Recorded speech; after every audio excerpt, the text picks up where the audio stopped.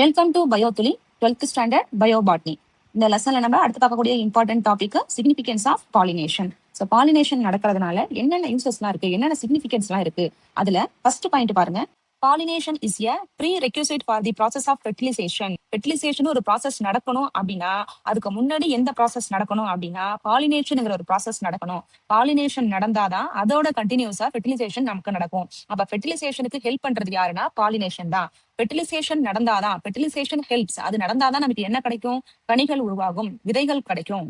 Second point, it brings the male and female gametes closer for the process of fertilization. அப்ப pollination நடக்கும் போதுதான் அந்த மேல் கேமிட்ஸும் female கேமிட்ஸும் உன்னோட ஒண்ணு இந்த இடத்துல க்ளோசர் ஆக முடியும். அப்ப அந்த மேல் கேமிட்ஸும் ஃபீமேல் கேமிட்ஸும் க்ளோசர் ஆனாதான் என்ன ப்ராசஸ் அங்க நடக்கும்? அந்த ஃபெர்டிலைசேஷன் ப்ராசஸ் நடக்கும். சோ அதுக்கு பாலினேஷன் ரொம்ப ஹெல்ப் பண்ணுது.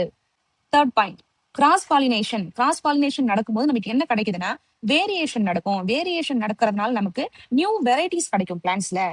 இன் plants due to the mixing up of different genes. அப்ப டிஃபரெண்ட் ஜீன்ஸ் அங்க மிக்ஸ் ஆகும் போது நமக்கு ஒரு நியூ வெரைட்டி அங்க கிடைக்கும்.